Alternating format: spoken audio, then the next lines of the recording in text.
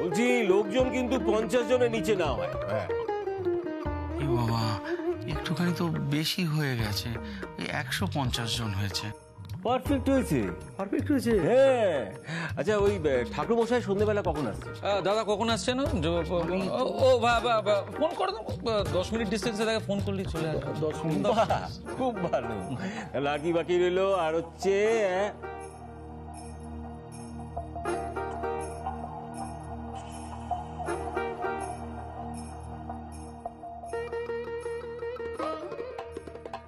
সিংহাসনটা ঠিক জায়গায় আছে, সাইজ একটু বড় হলে ভালো হতো। বড়? এতেই তো হেরিকেনের সব তেল শেষ হয়ে গেল, আর বড়? বৌদি এদিকে এসো। কি বৌদি, অঞ্জলি দিয়েছো? না, তোমার টেনশন হচ্ছে? না, একটুও না। আমারও না, এমনি জিজ্ঞেস করলাম তোমাকে। বলছি আপনাদের 5 পুরুষের নামটা একটু এক জায়গায় নোট করে দিন। হ্যাঁ, 5 দাদা 5 পুরুষের নাম জানতে চাইছে কেন? শ্রাদ্ধ করবে নাকি? টাকা শ্রাদ্ধ।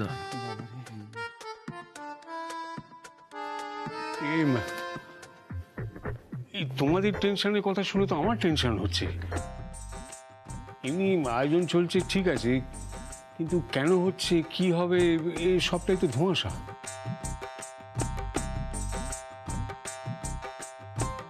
পাগল হয়ে যাবে।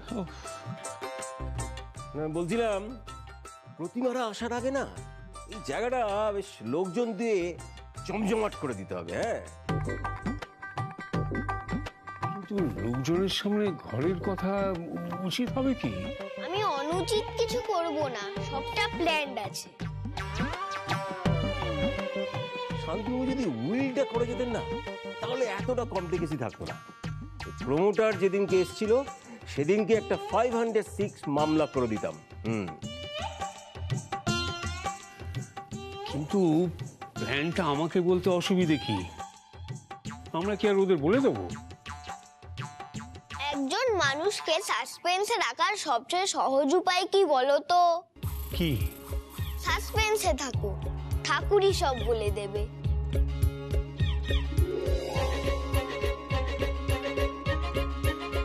উকিলের সঙ্গে যে ওই প্রমোটারটা এসেছিল, বাবা কিরম একটা দেখতে, ওই হাব ভাবটা দেখে আমার মনে হচ্ছে ও কোনো গোল বাঁধাবে না তো, কোনো ঝামেলা টামেলা করবে না তো। তাহলে তো আমাদেরই ভালো। এটাও ভালো। হ্যাঁ, লিগালি একটা স্ট্রং গ্রাউন্ডে থাকা যাবে। 506 এর সাথে 503 দিতে পারবে। কিচ্ছু দিতে হবে না,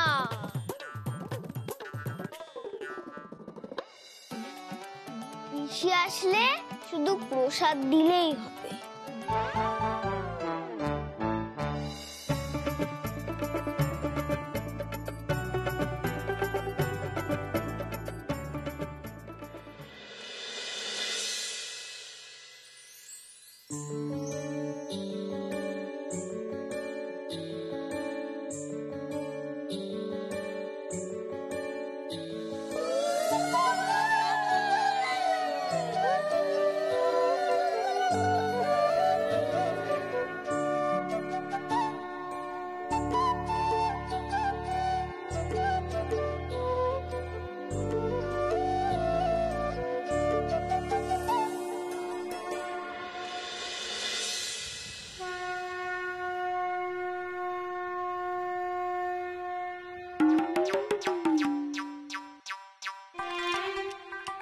এই বাবু, এরকম হাতে শশা নিয়ে প্রণাম করছিস কেন?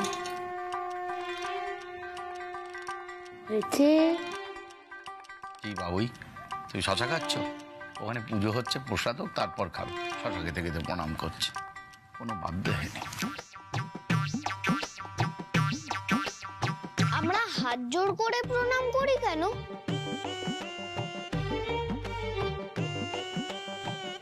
সেটা যে যেভাবে ঠাকুরকে ডাকে, কেউ হাত জোর করে, কেউ হাত ছড়িয়ে, কেউ আবার পকেটে হাত রেখে কিন্তু হাঁটু গেড়ে বসে। হ্যাঁ, আসলে মন থেকে ডাকলে ঠিক সাড়া পাওয়া যায়।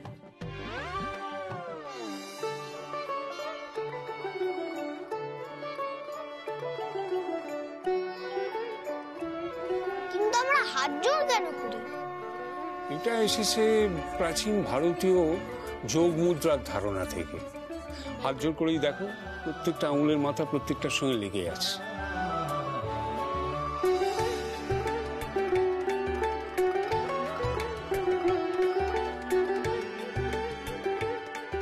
So sweet. দাঁড়ান, এখনো শেষ করিনি। আচ্ছা, দু হাতের আঙ্গুলের মাথা মিলে গেলে কি হচ্ছে? এতে আমাদের চোখ, কান, মস্তিষ্কের প্রেসার পয়েন্টে চাপ পড়ে। এতে আমাদের একাগ্রতা বৃদ্ধিতে, স্মৃতিশক্তি বৃদ্ধিতে সাহায্য করে। এই তুমি যাকে দেখে এটা করছো তাকে অনেকদিন মনে থাকে আর কি।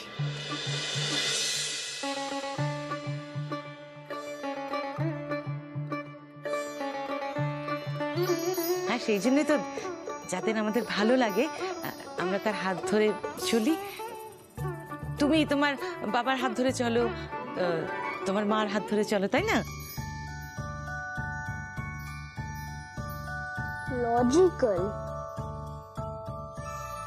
অবশ্য না ধরে চললেও মনে থাকে। হ্যাঁ, বাবা তো মায়ের হাত ধরে ঘোরে না।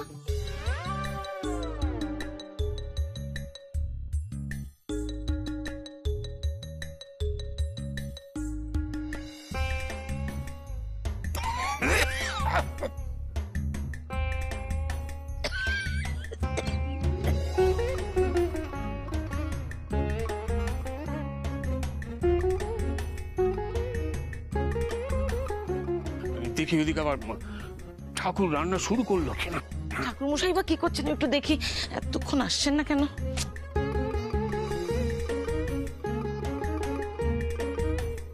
দুজনেরই কোনো সংক্রামক কাশি হয়েছে, নাহলে একসাথে কাশলো কেন?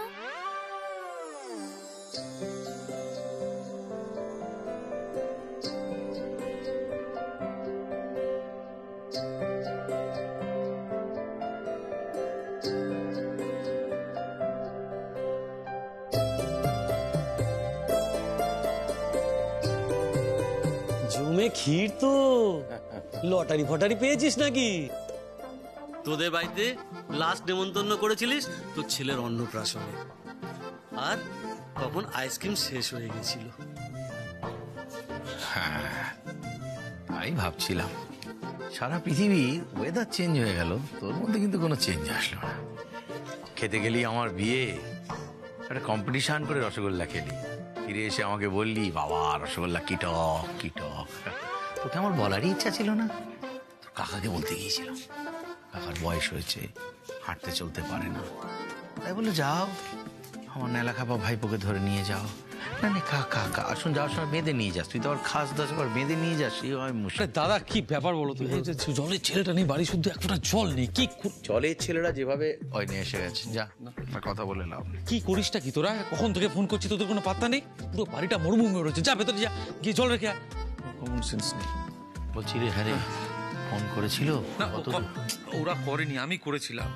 বললো ওই বুদ্ধি চৌমাথা মরে আছে, চলে আসবে, 1 ঘন্টা আগে ফোন করেছিলাম, বলে চলে আসবে। চলে আসার কথা, তাই তো ভাবছি আমি দাদা তখন থেকে।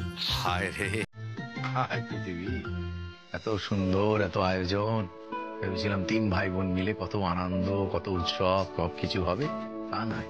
আজকে বাড়ি ভাগাভাগি নিয়ে কথা হবে। ভালো ভালো। ও তো এখনই হাল ছেড়ে দিচ্ছিস কেন?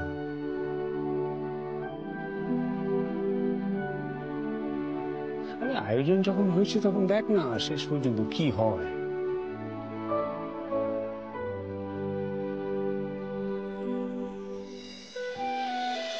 দিদি, কিছু প্রয়োজন হলে বলো কিন্তু। আজ তো তোমরা সবাই উপোস করে আছো, এই উপোস শরীরে কত আর করবে বলো?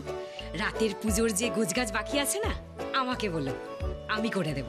তোমাকে কিন্তু কালকেও আসতে হবে, আজকে তো আর অন্নভোগ দেওয়া যাবে না। কাল নন্দ উৎসবে অন্নভোগ বালক ভোজন সবই হবে, তাই কাল কিন্তু দুপুর দুপুর চলে এসো, কেমন? ঠিক আছে, চলো গো, চলো। বলছিলাম মা, একটা বাচ্চা ছেলের কথায় বাড়িতে এত বড় একটা আয়োজন করা কি আপনাদের ঠিক হলো? মানে এরপর যদি কোনো অঘটন ঘটে তাহলে তো সেই আবার সবাই মিলে বধিকেই। এছাড়া কি আর কোনো রাস্তা ছিল বৌমা? দেখো, কেউ যখন ডোবে তখন সে তৃণখণ্ডটুকুও আঁকড়ে ধরে। আর এ তো আমাদের বাড়ির শিকড়ও বটে, শিখরও বটে। জড়িয়ে ধরবো না?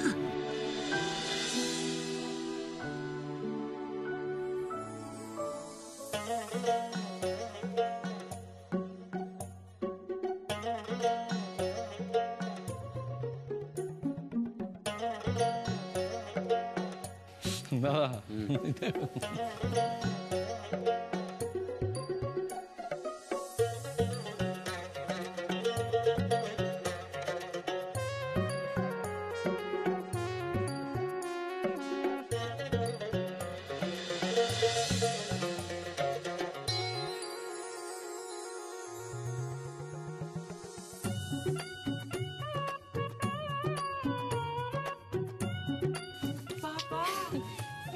জামাই সেজে নেমেছে।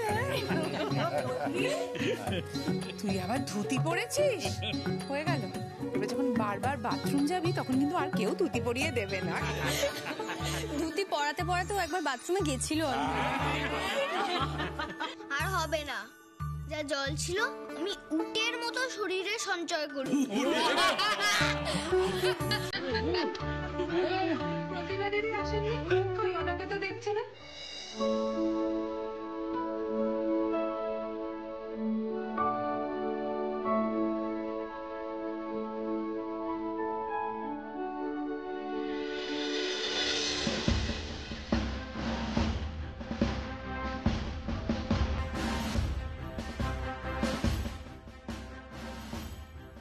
ওই তো অনেক দিন বাঁচবে।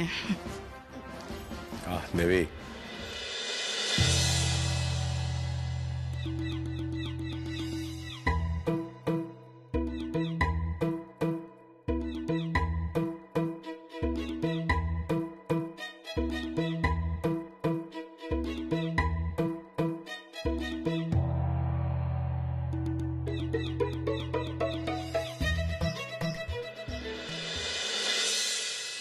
সিন্ধু, এত লোক কেন বলতো?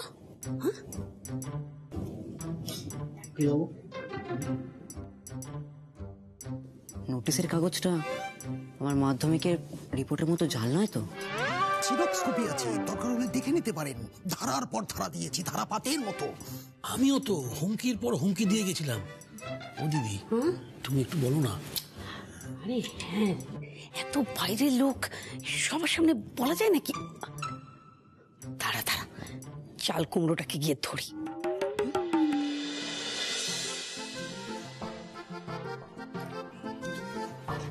বল। শোন, বাড়ি ভর্তি লোক রেখে দিয়েছিস, হ্যাঁ, যাতে আমি কিছু বলতেই না পারি আজকে। আর তোমরা এই হবে পিছিয়ে যাবে ব্যাপারটাকে, তাই না? ও, তুই এসব কথা কেন করছিস? এসছিস, তুই থাকবি, কালকে যাবি। কালকে আমাদের এখানে নন্দ উৎসব, কত মজা হবে। আর শোন, তোর জন্য পুতনার রোলটা রেখেছি, বুঝলি? পুতনার পাঠটা তোকে করতে হবে। পুতনার কর তো থাকবে। আর যদি এরপরে কিছু জানার থাকে, বাগচিদা আছে, বৌদি আছে, ওদের সাথে কথা।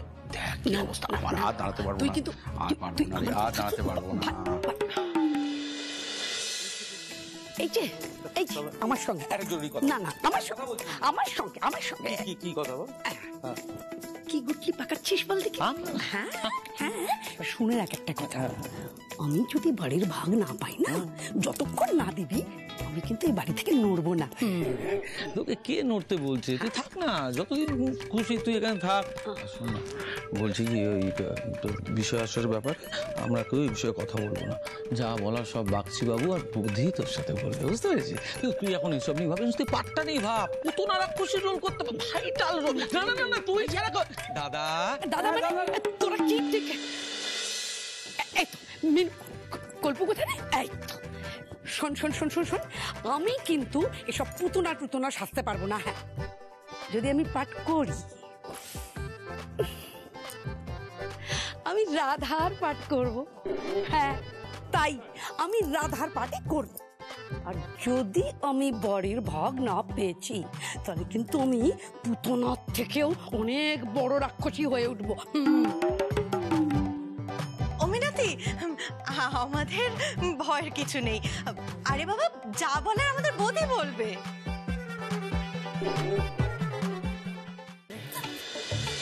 বৌদি কি বলবে? বলছি। নমস্কার। প্রত্যেক বছরের মতো এবছরও ভাদ্র মাসের কৃষ্ণপক্ষের অষ্টমী তিথিতে গোপাল পুজোর আয়োজন করা হয়। আমাদের বাড়িতে গোপাল পুজোর আয়োজন করা হয়েছে, কিন্তু আমাদের বাড়িতে গোপাল পুজো শুরু হলো কি করে সেই ইতিহাস আমাদের জানা উচিত। গোপাল, যা বলি ওর মুখ দিয়ে ভালো কিছু বলিও।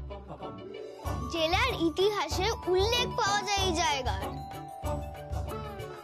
তখন এই জঙ্গল ঘেরা গ্রামের নাম ছিল নিতাইপুর। 1742 থেকে 1751 সালে বহুবার বর্গী আক্রমণ হয়েছিল।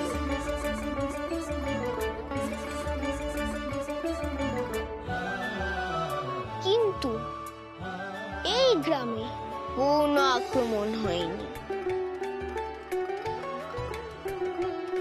নবাব শাসনে 1717 থেকে 1757 অবধি নবাব শাসনকালে রাজ দরবারের পুঁথিতে এই গ্রামের কিছু উল্লেখ আর পাওয়া যায়নি। এই রে, এই যে ভাতের কথা বলতে গিয়ে ধান চাষের কথা শুরু করে দিল।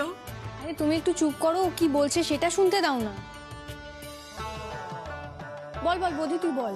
এরপর উল্লেখ পাওয়া যায় কোম্পানির শাসনকালে এখানকার জমিদার মহেন্দ্র নারায়ণ ইংরেজদের ফেভারিট হওয়ায় ইংরেজরা ওনাকে এই গ্রাম গিফট করেছিলেন, কিন্তু ওনার নেক্সট কেউ ছিল না। তাই উনি কুলপুরোহিতের হাতে এই জায়গার দায়িত্ব দেন। কেন কুলপুরোহিতের হাতে দায়িত্ব দেন কেন? সেটাই মিষ্টি।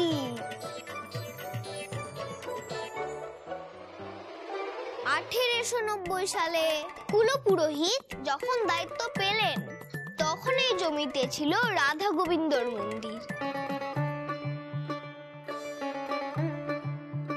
তিনি তার ভাইকে দেন মন্দিরের অংশ এবং পূজার দায়িত্ব,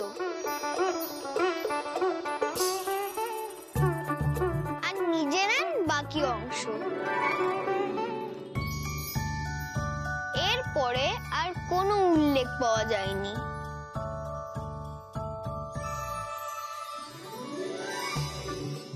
তবে 1946 জাতি দাঙ্গায় এই গ্রাম পুরো খালি হয়ে গেছিল।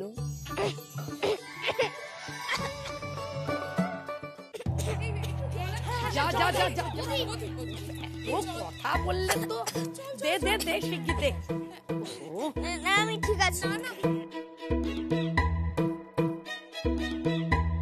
এরপর দেশ ভাগের অশান্ত পরিস্থিতিতে এই গ্রামের উল্লেখ কোথাও নেই। এরপর 1973 সালে নগেন্দ্রলাল সরকারের ছেলে টিউবারকিউলোসিসে টিবির চিকিৎসা করে নির্মূল করে দেওয়ায় তিনি দাদুকে এই জমি উপহার দিয়েছিলেন।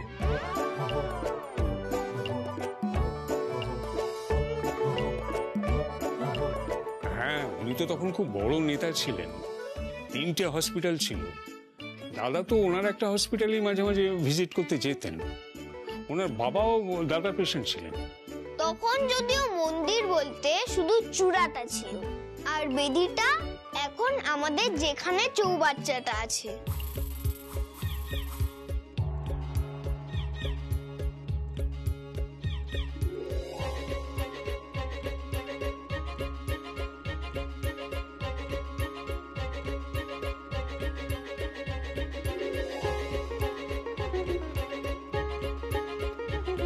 এরপর ঠাম্মা বাইরের রাধা মাধবকেই ঘরে নিয়ে আসে।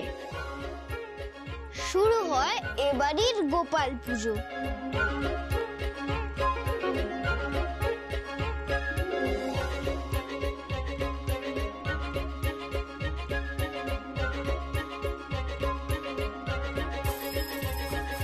ঠাম্মা। তুমি কি কখনো ভুল বলেছো?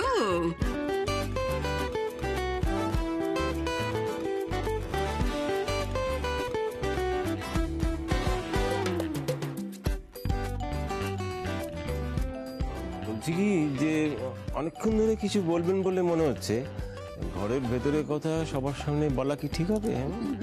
চলুন ঘরের ভেতরে যাই, ওখানে গিয়ে সব কথা হবে। হ্যাঁ হ্যাঁ, চলুন চলুন চলুন।